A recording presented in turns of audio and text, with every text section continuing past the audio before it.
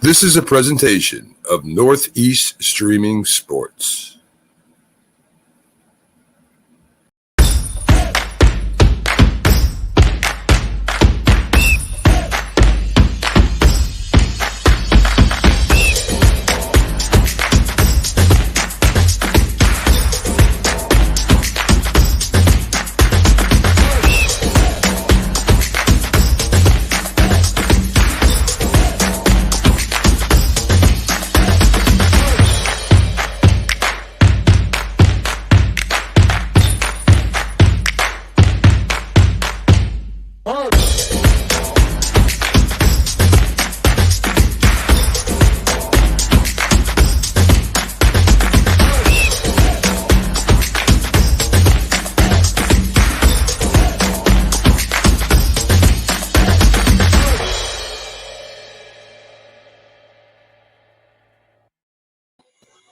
What's up, everybody? It's another, and everybody's here this week. It's another episode of the NFC East Show, episode 33. We are moving right along here. We're broadcasting live on Facebook, YouTube, Twitter, Twitch, Zodiac TV, and the Northeast Streaming Sports Network. I'm back from my birthday last week. Like I said, I was busy and you guys didn't want to talk to me. Trust me, I was probably 3 sheets to the wind already.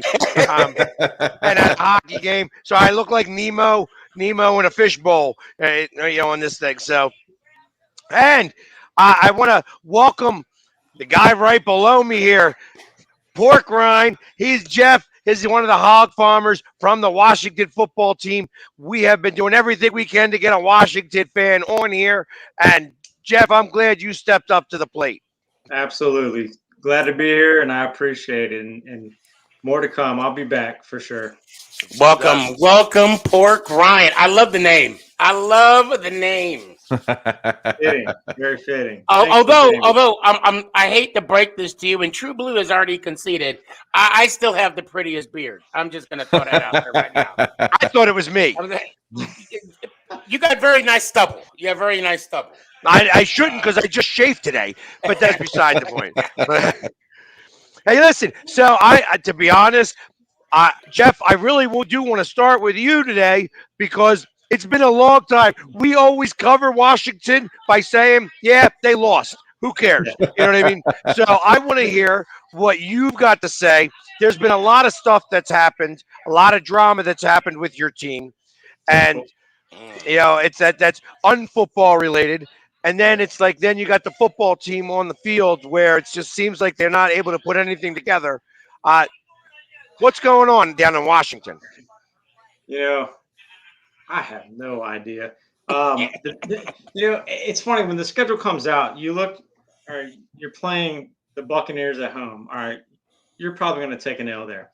You're playing the Chiefs at home. Probably going to take an L there. You're playing Packers in Lambeau.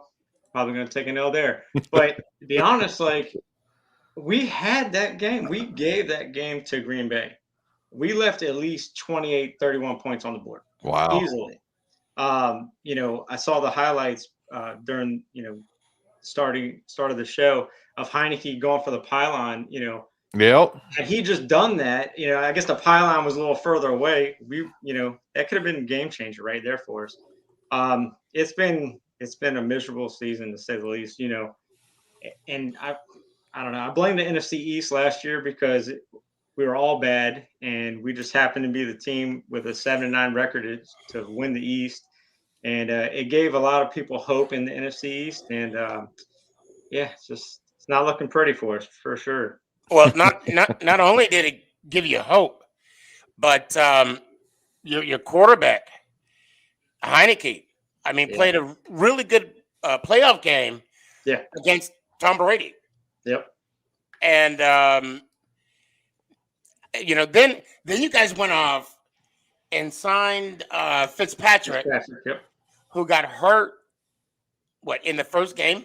First game. It was like the second drive, I believe. And now here we are. Yep. Now here we are tied for second place in the division. Right. Everybody in that same boat. So do you feel like that this has anything to do with what's going on up in the upper management? Do you think the players are affected by any of this? I mean, you've got to imagine it does play a little bit into, because they're constantly hearing about it. I honestly thought that bringing Ron on and then getting rid of Bruce Allen and it was going to change, and I felt like we were heading that direction, but it just seems like we can never get out of the drama. I feel like, I hate to say it, I mean he's our owner, but unless Dan sells, man, I think it's going to be this way for years to come. Wow. So, I can't hear you, Jamie. We Yep. can't hear you. That's tough to admit to. Sorry, I'm in a bar, so I try to keep it down as much as possible. That's tough to admit too because it's not like you're going to change teams. No, You know what I mean? absolutely not. You gotta stick with them, and I can feel that right now because we got our own issues going on. I mean, our coach talking today about plants and fertilizer and roots and Showing and different kinds of flowers. and I'm I missed that interview. Oh, well, guess what? Yeah, you're going to probably hear it because I'm sure they're going to replay it because it didn't make any sense whatsoever. I mean, I guess like the thing is like to me, it would have resonated with like a teenager. Like that would be something that you'd be like, hey, listen, you're doing this, and you're giving like metaphors. right. And I don't think people like I'm going to say even a little younger than us are going to take that metaphor. I know if somebody was talking to me in metaphors, I'm like, yeah, no, I'm not interested. But and I can imagine that the people in that locker room are also not interested. Yeah. And I think that that's showing up on the field. And then, of course, we made a trade. I mean, we paid Flacco all that money, and then we traded him back to the Jets for a 6th-round pick. So now we have 11 picks for the draft. Wow. Well, I'm gonna say from listening to the stuff that's going on with Washington from the outside, yeah, I'm gonna agree with Pork Rind. It's gonna have to affect those guys because they're being bombarded daily by the media. Yep. And these guys are trying to go to practice, come out of practice, go live their lives, and they're just being bombarded from left and right. So yeah, I could see that, being an issue. As far as what, you're talking about flowers and pots and pans or whatever, I have no idea what's going on there. Oh man, I think you might. It was, and I tell you what, that's a great rendition. I think that you just did his whole speech, his whole 20-minute speech in about 3 seconds. And I bet you the whole, Philly audience or the what do you call it, the media folks, they were just eating it up. Oh yeah. They were like, "Oh, this is good stuff. Yeah. This is good stuff." Yeah, y'all, you got to realize the media up there in the Northeast between all three, you've got the Washington, Philly, and the New York. New York being the most brutal, of course. But, we don't hear that much. I don't hear that much stuff down here in Texas, even though I'm listening to the ESPN and NFL Network and all those other networks. I don't keep up with what's going on with your teams that much. But from the stuff that I am hearing, especially with the Flacco trade being pulled back with the amount of money that was given and everything else, it's going to be interesting on what you guys are going to be doing here going forward. Are you guys going to play to win, or are you guys just going to play? Well, that's remains to be seen. If the team is quit, how do you get the team back? You know what I mean? Like that's the hard part with this. Like, I'm a firm believer that this is like every other business, and you have to hire slow and fire fast. And when you feel that you've made the wrong decision, you got to step up to the plate and make the cut so that you can move forward as a franchise. I don't think Jalen Hurts is our guy. I love all of the things that he has to offer, but he is not our guy. And I don't think that Gardner Minshew is going to come in and save the world. You know, so From the sound of it, I thought you were talking about the head coach there for a second. well, that's the problem because ultimately it's going to get blamed on the quarterback, and the head coach is going to make a decision. I would want to fire the head coach. I just wanted to let him go and be like, "Hey, I made a poor decision here. The Yeah. defense is poor.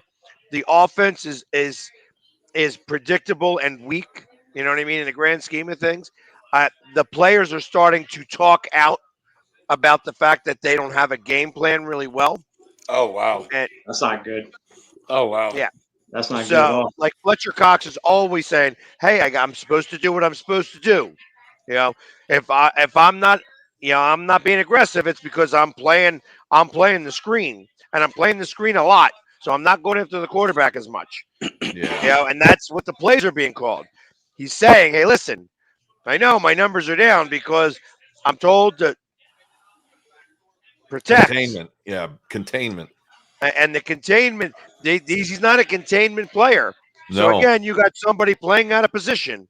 And if you're going to do that, you think that you're going to change it, that's the problem. That's the things that I see.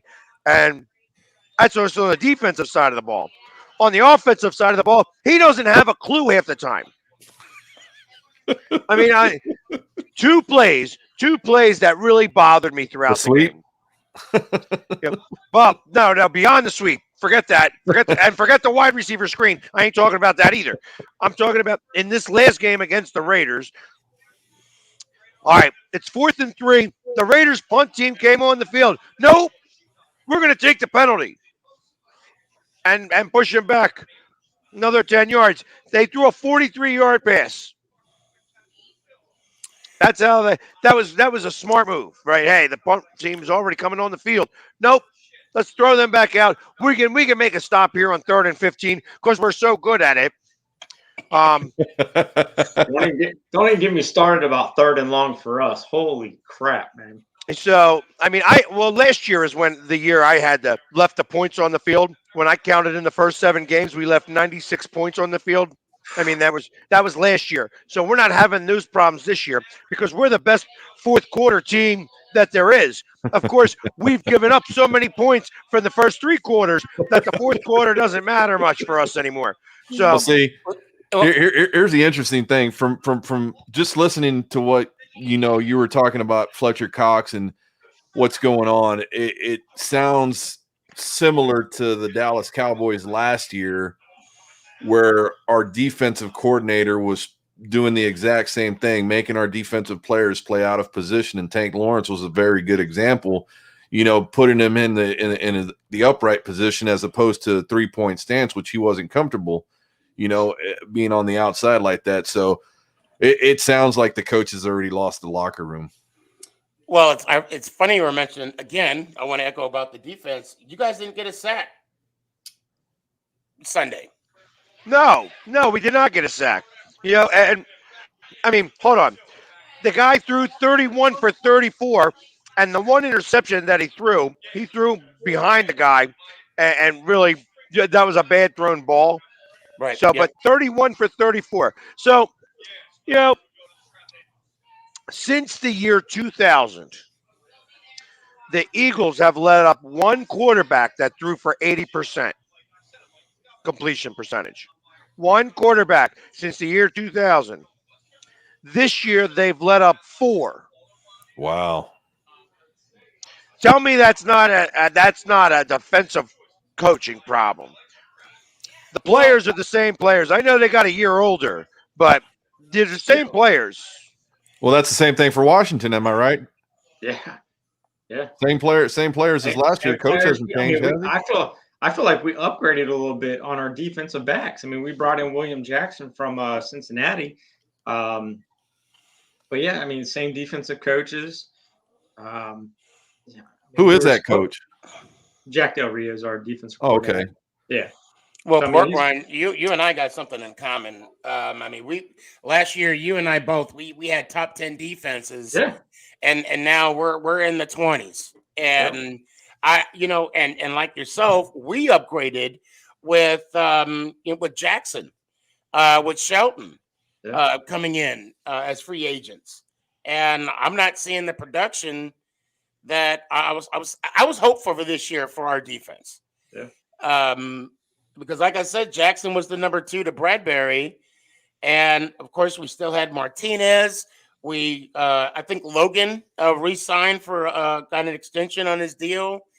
And then of course with the draft of Ojulari from Georgia, I was frothing at the mouth defensively. I thought defensively we were going to be solid, and it turned out not to be the case. And now here we are in a similar situation as you guys are.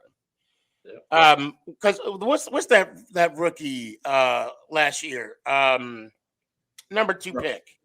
Oh, for us, Chase Young. Chase Young, right? Yep. Has he been effective this year? Man, so he has been taking on a lot of double and triple teams. Okay. But I mean, a lot of people have been giving him crap because he's been on the sidelines a little bit, sucking wind. But I mean, when you're constantly taking on double, I don't think people realize that almost every down he's taking on a double or a triple team. So you are going to be sucking wind because the guy goes full speed every single down.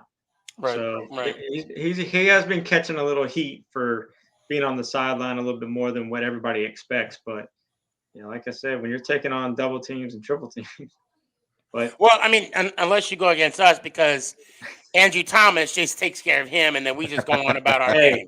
He definitely he held his own. I will give him that, man, because I had a front view seat of that. So it was he was very impressive. So when's the next NFC East matchup?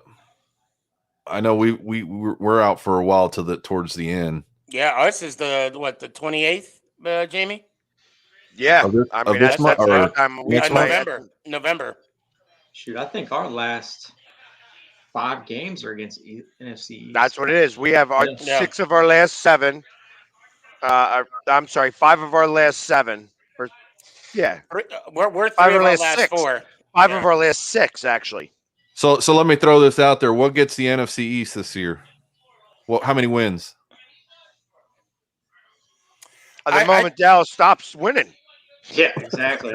I mean, in all seriousness. I mean, 10 wins. I mean, I hate wins. to say that like that, but that's the truth here. I mean, it's like I watch. I figure they're going to play Minnesota, and I think it's possible that the Cowboys could lose that game, but I don't see it happening. You know what I mean? I don't see that happening.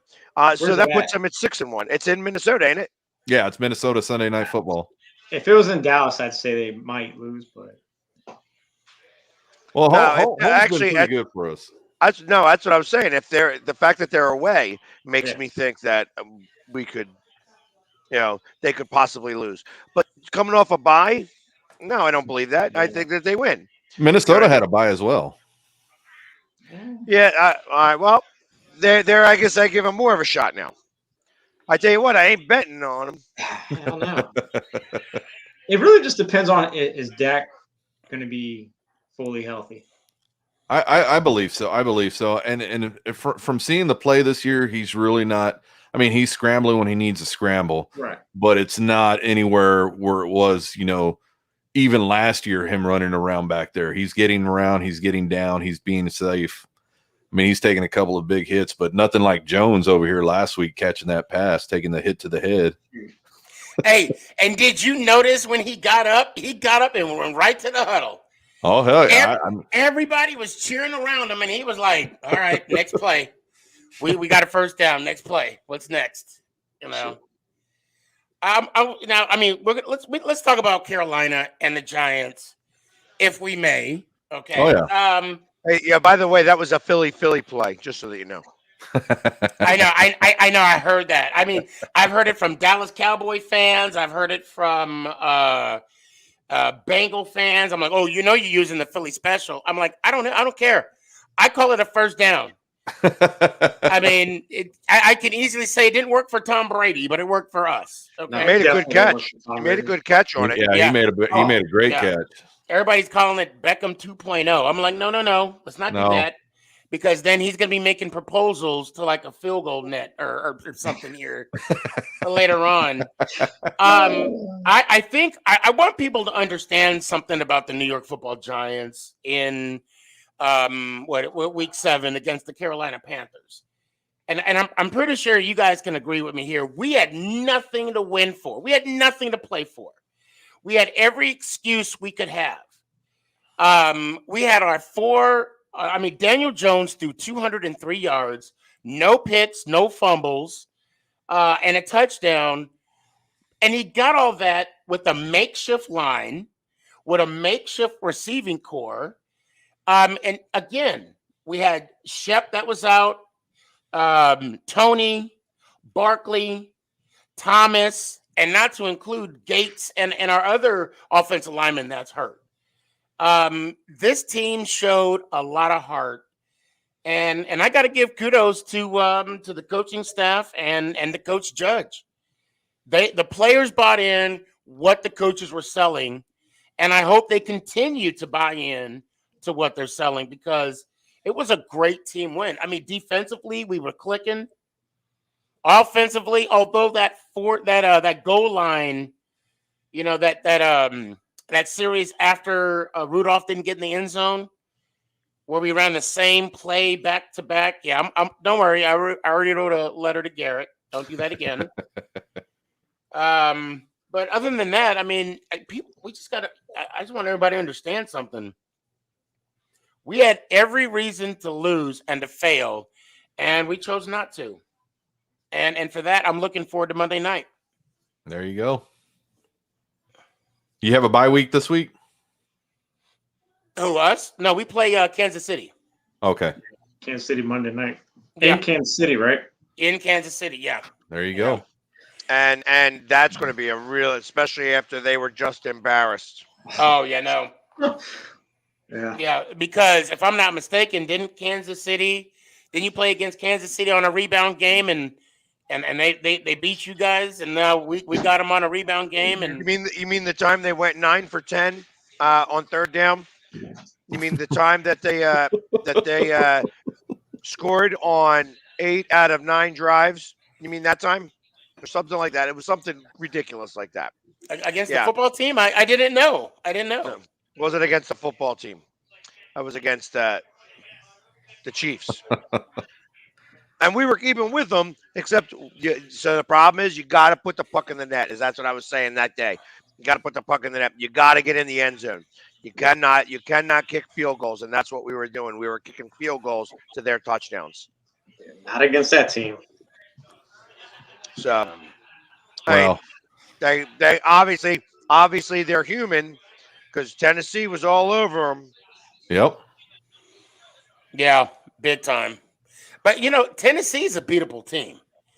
I mean, all you got to do is control Derrick Henry, and that's it.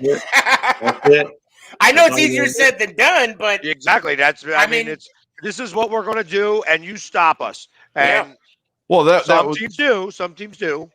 I mean, Tennessee did stop him. I mean, they gave up 89 yards to him, one touchdown pass, but I mean, they did. It was all the other tools around.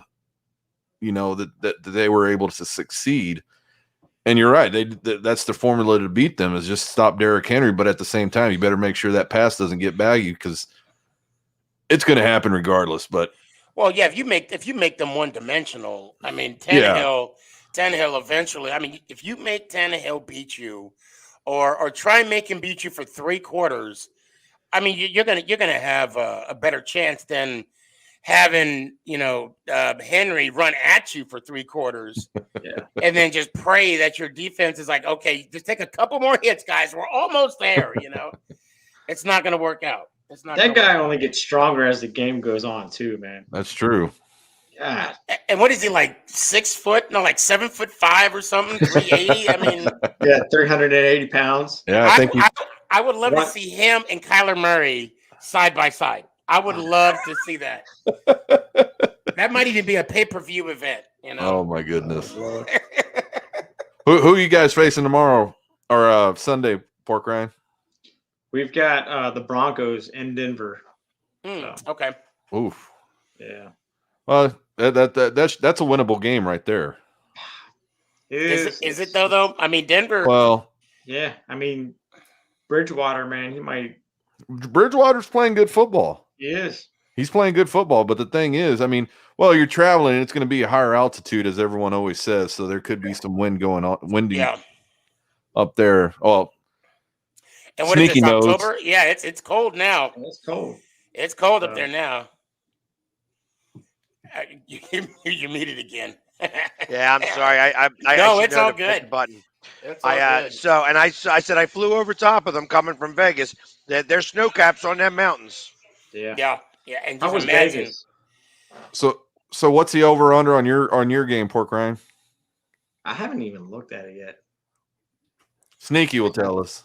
I have not even looked at What it. on Washington? Yeah, give me 2 seconds. I have it. Yeah. So what's going on with your quarterback there? I mean, is the team still behind him? What's going on? I mean, after this performance, Actually, Denver's only given Washington 3 points, and it's a 44 over under. Yeah. Yeah, I mean, I still feel like the team has Heineke's back. I don't feel like they've shied away from him. I mean, Fitzpatrick, he's weeks away from what I read earlier this week, so they're sticking with him. You know, they've got Kyle Allen in the backup role, but I don't see him being the answer. What's going on with the defense? What's the problem? Yeah, that was my next follow-up question. You know, in all seriousness, like, we don't know. We're trying to figure that out ourselves. I mean, our defensive line, you got nothing but first-round picks on the defensive line. Yeah, so I'm going to say that falls back on Ron Rivera is a defensive-minded coach, is he not? Yeah. And then you got Jack Del Rio, of course, Right. who's the defensive coordinator there. So is it a butting of heads that they're having that's offsetting the defense? I mean, you know, I don't get it, man. It's funny because last year we struggled in the beginning of the season, and then the minute that Landon Collins got hurt when he tore his Achilles, and then they brought in Jeremy Reeves and Cam Curl, like, it just brought our defense to life. And then earlier this season, with Landon being back, we were like, okay, we're going to be even better because Landon is a good player, but he just, I don't know, he hasn't been doing what he did for New York for all those years. So the coach, actually, Ron, put him in the linebacker role last week, and he seemed to be, a little bit better. And I feel like Danny Johnson actually filled in pretty nice in the safety spot. But okay. And I feel like they did play better. The defense did play better. I mean, they held Aaron Rodgers to, I think, 24 points. So you just said something very interesting there. You said Ron Rivera put him back at linebacker.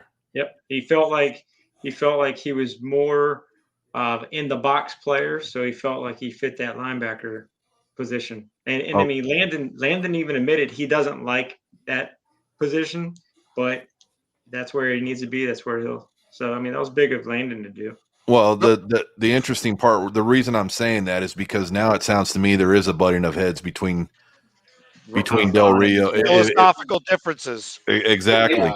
Could and be. if that's the case where coach is putting, his player where he wants him to play at, not believing in the philosophy of Del Rio, there's going to be an issue there coming down the line.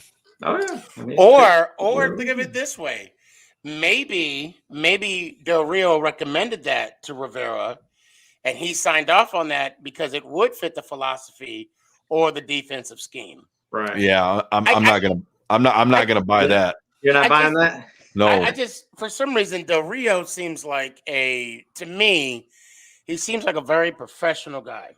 Yeah. And he knows his place. Yep. Meaning, because he's been a head coach before. Correct. And see, that's where the butt heads come in. And he's been a defensive coordinator. Of course, we don't know. I mean, we don't know, and you might be right. But I think it's because when you say butting of the heads, I'm starting to think as well, maybe Judge is getting frustrated with Garrett.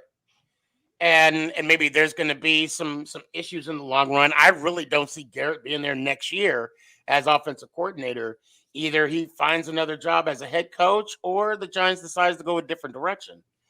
But when you come from a head coaching position back down to a coordinating position, it is a humbling experience. I mean, look, your defensive coordinator just last year was a head coach, and now he is a defensive coordinator. So Exactly. And Some see that coaches are just coordinators. but then again, a lot of these head coaches are better defense and offensive coordinators. Yep. and that's what that's where I was alluding to, and I've said on previous shows, is where some coaches are just better coordinators than they are head coaches. That's why they fill the position. As far as your Garrett and your coach is at, I'm going to say, yeah, they are butting heads, because you can tell from the plays that you see on the offensive side that you haven't seen before. Mhm. So again, is he signing off? Who knows? But I think it's just the head coach saying, hey, this is what I want ran. I can tell you what I haven't been singing at is a damn jet sweep for the last 3 weeks. Well, you didn't want to see it. Dang, You called it. Exactly. Yeah, I was like, please let it go. He did a reverse against the Rams, a loss for like 7, but at least we haven't seen a jet sweep. I'm happy with that. I'm happy with that. Who you guys facing this week, Philly? We are going up against Detroit, Rock City. So At home or in Detroit? we're in Detroit. So I'm actually taking the ride, going up to Detroit, and I think this is a winnable game. However, I was waiting for it. I was waiting for it. I just don't know. I just don't know anymore. Like, as much as I'm going to root for my team. I'm going to say on Sunday that they're going to win. You know what I mean? Because that's what I do. However, it makes me wonder if they lose this game. It does a couple of things. You know, one, it kind of sets the stage for the rest of the season. Excuse me. Two, it allows Miami to be the worst team in the league, which gives us the number 1 pick in the draft. So, not that Miami can't turn it on and win the rest of the season or win even a couple games in the season, but Detroit has been in the games. Yes. Miami has not really been, and right now, I'm unsure.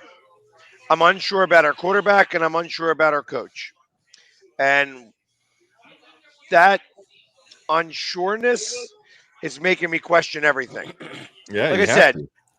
I mean, And literally, it's a fairly even game because Vegas has you guys at what, at 3.5? If I'm not they might mistaken. 3.5 favorite. Yeah, favorite. Yeah. And Detroit's been in those games, and Yeah. I mean, you had Baltimore beat them in that last second field goal to come back and win by 1 from a 65, 66 yard, whatever that was. Right. Oh, the record. Yeah, he took the record. But the issue 60, that I see, 65, yeah, it was a record. The issue that I see is I wonder who is still on the page and who has closed the book. Right. You know, I think that's going to be the issue. If this guy, if the defensive coordinator is not calling these plays to make sure that they don't get beat long and they don't get beat small, like it's just, I don't know what he's doing. Their game planning is horrendous, and it's, I mean, just the other play that really bothered me in this game was 2nd and 1. You did a sneak. You gained 2 foot. I'm on third and goal. I'm yelling from the other side of the field. Do it again. No, let's go into shotgun. I turned to the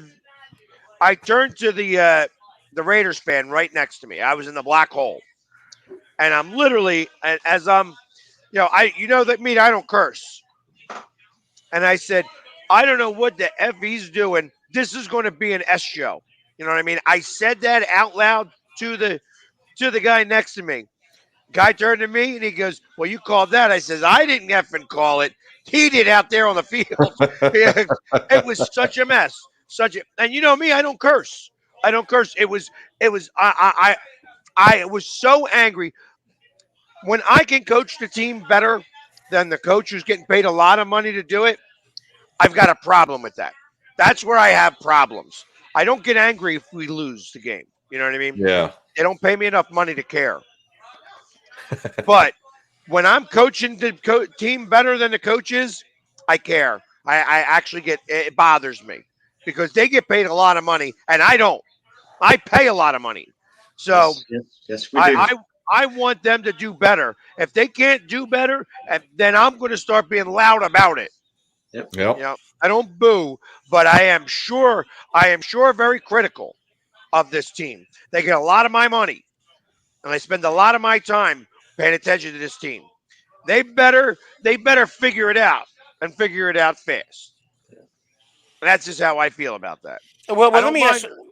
So let me ask you this. So we were talking in the beginning of the season when they introduced your new head coach, and I had made the comment that he couldn't even talk to the media. That was bad. But to Philly sports guys' credit, he defended him. He was on, backed him up, and I would have done the same thing. But I want to ask you this, and I know it's 7 weeks past now. Were you saying that to make yourself believe it, or you were just holding out hope? So I felt that you can't. Hey, listen. Everybody has. He's a brand new head coach. The very first interview, he was. I thought he was improperly prepped. He improperly. I guess he approached it the wrong way. Yeah. And I thought that he could get beyond that.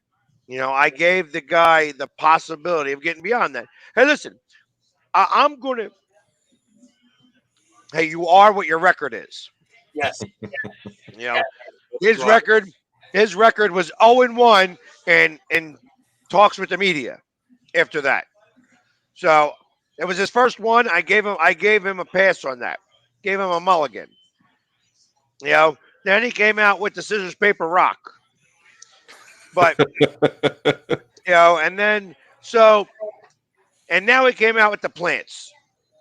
The fertilizer don't forget he came out with the Beat Dallas shirt. Yeah. come out with the Beat Dallas shirt. Yeah.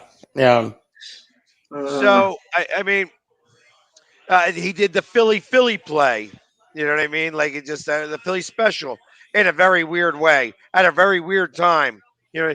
So that failed miserably, and that kind of tells me that either there's something ridiculous going on, like in a way that he's not in control of anything whatsoever, Right. and it's above him that's doing it, or the buck stops with him and he just stinks. Some people are meant to be coordinators. Some people are meant to be coordinator assistants, which is kind of what he was to Frank Reich because he didn't call plays. Right. He just helped implement the plays that somebody else was calling. It's a shame he couldn't figure out some of that book and redo some of those plays, or he doesn't have the memory. I don't know. He said he was going to simplify everything, and he did, down to high school. Because I always wonder why does nobody do the wishbone offense? How come there's no more power eyes anymore in the NFL? Those used to work great back in the day. Right. You have two guys in the backfield, the running back who's going to get the ball, the third guy. You have people plugging the holes, bam, bam, bam, and it would work great. They don't do that anymore because those are college plays. There's a reason for why they're college plays. And that's kind of what I see with this guy. He's got it even less than that. You know what I mean? It's just I don't know what he's doing, and I don't think he knows what he's doing half the time. You know what I mean? And that bothers me. Yeah. Well, you keep talking about the head coach. I mean, The good thing is I don't see the Kansas City Chiefs getting as far as they did the last 2 years. So Yeah, no. you got Eric Mm. Bieniemy. So Yeah, but so now we're talking about a different set of egos because ultimately, are they going to have a strong enough ego? Is Howie Roseman and Jeffrey Lurie as owner and general manager have a strong enough ego to be able to admit failure right, and go after somebody worthwhile, or are they going to stick to their guns and ride it out? You know, and ultimately, who's going to be the one that's head rolls? You know, because It's not going to if be it the owners. no, well, if it is the owners, you got to go up there and accept responsibility for it. If you're going to go ahead and say no, it's your fault. If you're going to point your finger down, then you better believe that that guy's got a head's got to roll. If you're going to consider that him and Howie equal, which I guess he could possibly do, that hey, I'm just the owner. Howie's the one that makes all of the decisions, and he's the guy who actually runs the whole show. If Yeah. that's the case, then when that person is ultimately responsible for a ridiculously bad season and a bad hire, then he's got to go. And then, are you going to trust the next person that you're involving? And I feel that they're going to have no choice but to let this guy go if this season ends the way it's begun. yep. So you're saying that there's a good chance he's going to be a bridge coach. A one and done. I can see Maybe that. for enemy. Maybe for enemy. You know what I mean? That could have been the plan all along. Yeah. I don't think with what you're discussing right there with the owner, the GM, and everybody else. I think the issue is going to be with who, as a coach, is going to want to go to that organization based upon those two. Right. Yep. Because that you, like you said, that you got two strong heads right there, and then you're going to want a head coach that comes in and reorganizes this thing, and that coach is going to want some sort of approval and some kind of authority to bring in the people that he wants, and sometimes that doesn't always work. Well, let me answer this. yeah, When Chip was there, was he the GM as well? I mean, was he given for the last all the season, Okay, so I mean, do you think and who's the owner again? What's his name? The guy with Jeffrey the Lurie. Jeffrey yeah. Lurie. Do you believe that maybe he might be a little shell shocked and allowing that to happen again, to where I get where a coach is coming in, a new coach is coming in, and he's going to want to bring in his own staff, and then maybe during the draft he already has an idea of what direction he wants to go in that draft, despite the needs of the Eagles, but but he wants to get his players. Do you think that would be an issue, or an issue of a new coach coming in? That's. I mean, See, if I'm a you're head, asking here. It's so many different layers to that question. right, that's Uh, fair. and it's I can't. Uh, looking at Dallas all this time and how Jerry Jones was the guy fiddling with everything, and it took him about 20 years to do it. 26. You know, I mean, give or take a couple years. I'm just saying, give or take. right, exactly, 26. So, and he hasn't been able to get. I mean, they're doing well this year. So, if they win the Super Bowl at the end of this year, then it was kind of worth it. If you guys don't win the Super Bowl this year, it makes it another year where he gets to play with things where he could possibly screw it up. Well, yeah, and that's the thing from that perspective. I think Jerry Jones has. I mean, if you would hear some of the interviews that he's having, he knows exactly what he did these past 2 decades and a half. And now he's taking a step back, and I really mean that. You can see the step that he's taking back and the enjoyment he's seeing in the football games, and letting Steven do more of the creativity side and letting the head coaches and coordinators do what they're doing. If your owner is going to step in it, you're going to be stuck here for 2 decades, because there ain't nothing these headstrong guys can't do to get themselves to screw the pooch. Just, I mean, you see our owner as an example, but again, he's changed his ways. And I'm telling you, if you go back and listen to those conversations, you'll hear the difference on the approach that he's taken as the owner compared to what the last 2 decades he's done. You know, one thing I will say about Jerry Jones is that, and I'm going to say something nice, True Blue, only because I like you, and it's going to be nice about the Dallas Cowboys, is it doesn't show weakness when a man can admit his faults. And when he, told Jimmy that he was basically wrong, I'm not going to quote him word for word. I mean, you were there. Mm-hmm. I actually I was like, oh my God. I mean, first I was surprised to see them on the same stage together. I was 10 foot away. And who knows what they talked about before. I mean, he probably apologized offline. And for all I know, Jimmy probably thought, oh, this is probably it. He's not going to say it publicly. But then when he came out and said it, and then basically said, when do you want to come in and do the Ring of Honor, this season, that takes, I mean, you're right. Maybe he is having a time of reflection and maybe taking a step back in football operations and whatnot. But and again, the reason why I shake my head is there's a lot of NFC teams in the conference. There's a lot of teams in the conference that's going to be competing, and it's going to be a tough playoffs. So, we'll see. Yeah, it is going to be a tough playoff, and I heard the amount of losses right now, the amount of wins and losses teams have occurred.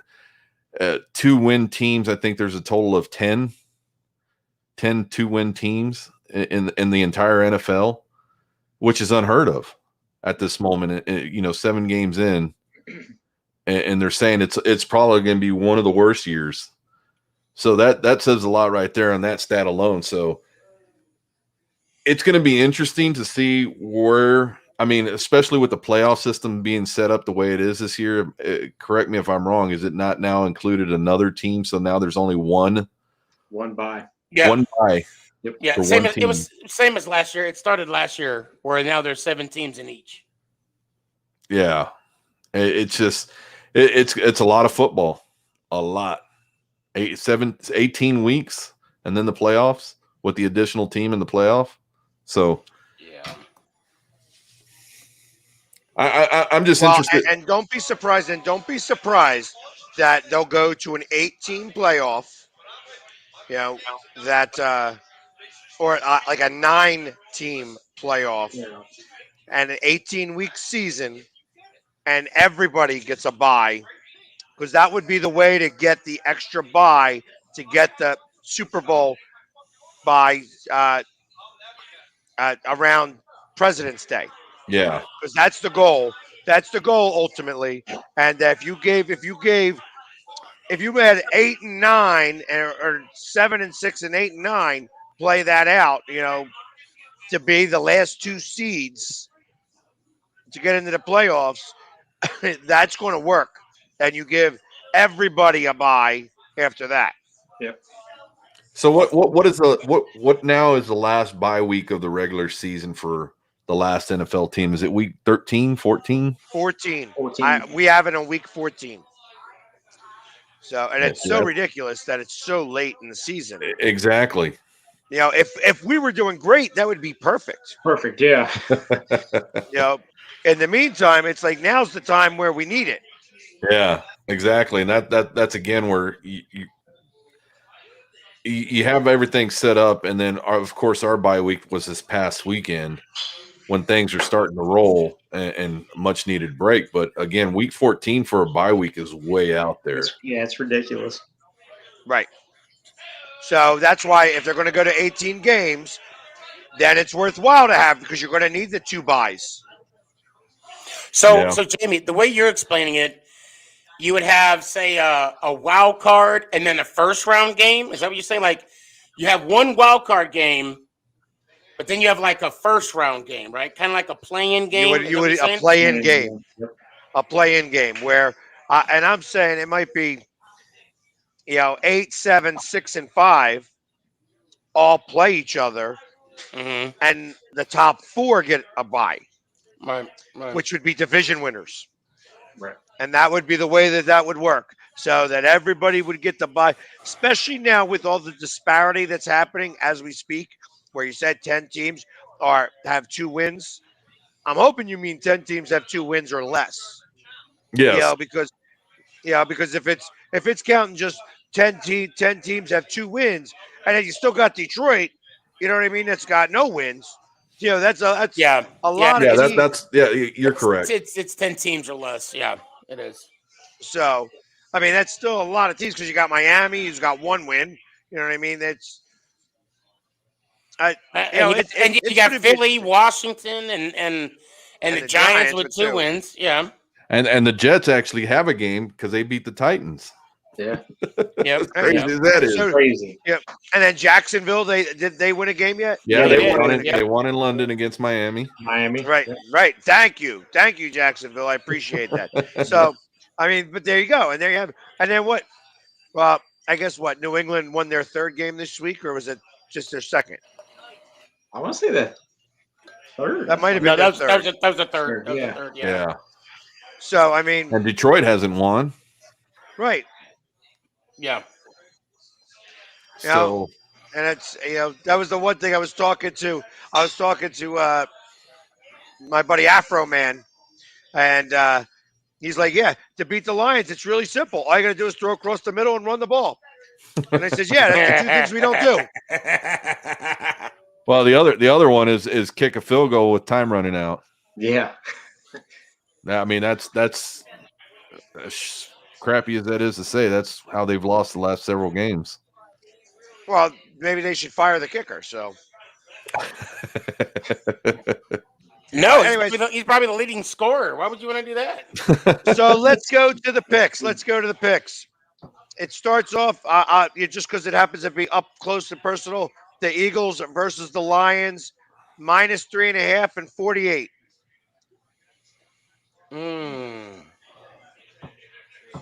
Go ahead, True Blue. Go. Wait. Pork rind. This is your first one. Go ahead, Pork rind. All right. I'm gonna go with Detroit. I think they pull it off. Over under. What was 48. 48? I'm gonna go over. I'm gonna go over 48. I say it's gonna be. I'm gonna say 28-14. That's definitely under. That's definitely under. You said 42, right? 48.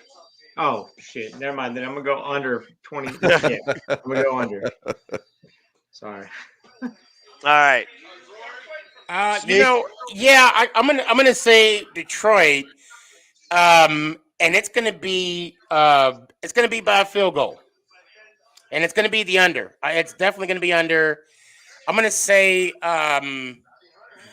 16-15. Oh wow. Field goal. They're going to make the field goal this time. They're gonna make the field goal. Yeah. Yeah.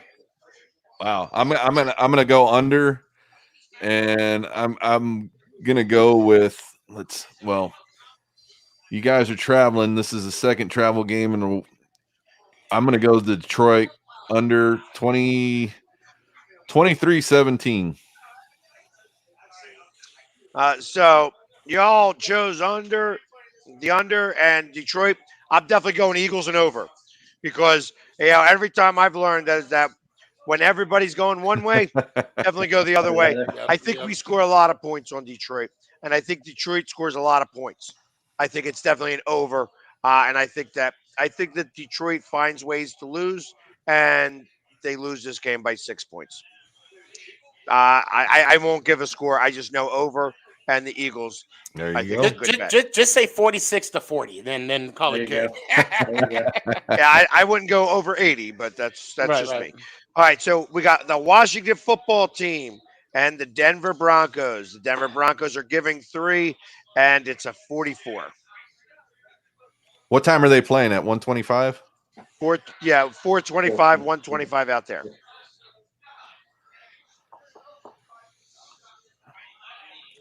Pork Ryan, what you got?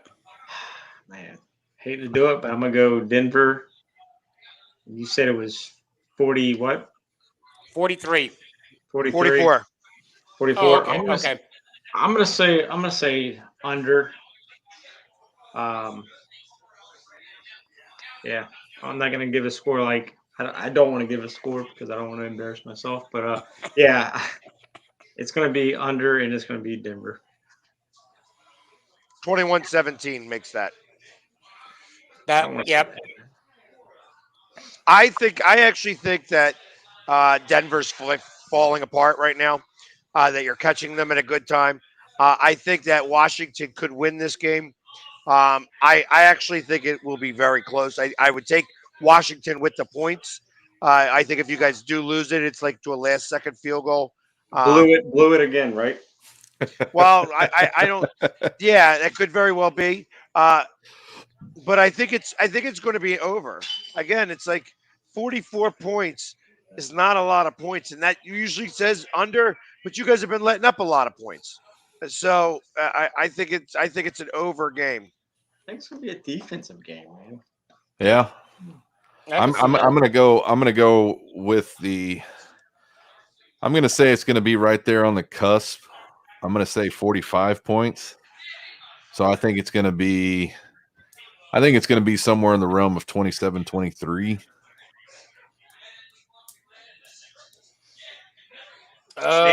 Yeah, so Denver is ranked 4th in points allowed on defense. So And Washington's 32nd, by the way. Right, exactly. So Can't get any lower than that, right? Can only go up from there. I think it's going to be definitely under. I'll say it'll be. I'll say by 10 points it'll be under. I'll go Denver. I'll say Denver 21. The football team 10. I'm going to keep track of these. We're going back to this. Yeah, we should. We should. Yeah. Right. I mean, it'll be interesting because I think Denver has a decent defense. They do. To where it's going to be competitive, and the football team is going to have to earn every first down and every point. So I think the traveling as well. Yeah, and you are at Mile High. I mean, you are way above sea level. So if Chase is getting winded on a regular field, imagine him up there. Yeah. And Pork Rind, I got to give it to you. That's some good stuff. I could never go against my team. I could never. I mean, I'm a realist, man. And there is nothing wrong with that. There is nothing wrong with that. All right. So next game, Dallas Cowboys over the Vikings at 8:20. Dallas is getting 1.5, and the Viking over under is 55. I am going to go with the Cowboys. The defense of the Vikings has been playing good ball. I'm going to have to say under because I believe we're going to hold Minnesota a lot tighter game. I believe we're going to win by 4. And I think it's going to be, again, I believe we're going to get over 30 points. It's going to be 31-27. 31-27. That's over. So it's 58. I'm gonna go with Dallas. I'm gonna say it's gonna be over. And the reason why Kirk Cousins sucks for prime time. He is horrible. And trust me, I know from experience. But yeah, it's gonna be. I don't think it's gonna be close. I think it's gonna be 49-24. Damn. Yeah, that's very close to their average. That's 2 defensive touchdowns for. He's gonna throw 2 pick sixes. I hope so. God, I hope I you're wrong. actually think it's going to be a lot closer than that, but it will go over. I think these teams both can score a lot of points. Um, I mean, you look at Kirk Cousins. I know how bad you think he played, but the last time he played on Monday Night Football, he actually did win. The last couple times, and he's got a 105.4 passer rating, 13 touchdowns, only 2 interceptions. So, and I think that what Dallas's defense, I don't believe in yet. They played better, but I don't believe in them yet. So I think it's going to be a closer game. I think that Minnesota could win it. I would take Minnesota with the points, which is 1.5. So it could be that close. It could be like a 1 point game. But I think that would be like a backdoor cover where, that they got there and then they like flub an extra point or something. You know what I mean? Like that would be like as ridiculous as they play. Um, but yeah, that's what I say. So the last time the Dallas Cowboys played a decent quarterback, well, I'll say a good quarterback that finished the game. Notice how I threw that caveat on there. Was a rookie, and before that it was Brady, and it kept the game close. So I really feel that Minnesota definitely. I mean, of course they have a chance. They're showing up any given Sunday. I'm going to take Minnesota, and Jamie, I'm with you. It's going to go over, and I'm not going to take the points because I think it's going to be like 33-30. Minnesota kicks the field goal to win the game. Wow. And it'll be that half a point over. It'll be that half a point over. See, and I think it's going to be one of those where we give up 7 points at the very end of the game to put us over, to put it over that 55. I'm saying under, but I believe they're going to allow one touchdown at the very end of the game when it's already over. Right. So that could be where the backdoor cover comes in, where they get the 2 point conversion. They're down by 9. They get the 2 point conversion. Now they're only down by 1, and they missed the onside kick. And last but not least, we have Monday Night Football. The Giants at Kansas City. Kansas City is giving the Giants 9.5, and we have 52 points over under. I'll go last on this one. Go ahead, True. I'm gonna go KC rebounding off that bad knockoff from Tennessee. Oh, I believe the Giants are going to score at least 2 touchdowns. I know KC will score at least 3 plus 2 field goals. 26-17 KC.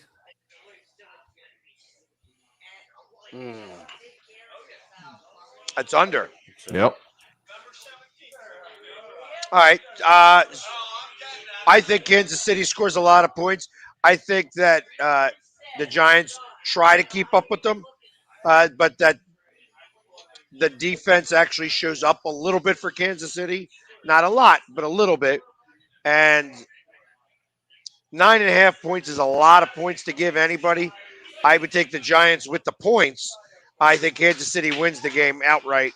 And I like the over under kind of. I guess it goes over because I have it at like 38-30. Damn. Wow. Yeah. So being at that, I mean, our defense are fairly. I mean, we're fairly even. I mean, we're 23rd. They're 27th in points allowed. Although we are breaking even in takeaways, we're ranked higher than in takeaways. Obviously, I'm taking the Giants. I mean, that's a given. Listen to this score, Pork Rind. And I'm going to go under, and I'll say we win 24-20. Whoa, not 74-13. I was waiting for one of those. I was tempted. Actually 48-3. Actually, the funny thing, I was going to take Minnesota with 55, and say they were going to break even, and Dallas don't score any. But I didn't want to do that to you. So, Well, all right. So there we have it. I think we all have, we got our picks in. I'm going to start keeping track. We're going to go. We'll start today. Today's the starting point. So, let's do all right. it. Well, listen, everybody. I really do appreciate everybody sticking with us tonight. Jeff, it was awesome to have you here. I hope we're able to get you back over and over again. It's good to actually have Washington in the mix here. So, I'll be Yes. here next week. awesome. I appreciate it. And, for everybody back at home, we'll see you next Wednesday. In the meantime, Let's go go, Giants! Birds! Cowboys. Ow!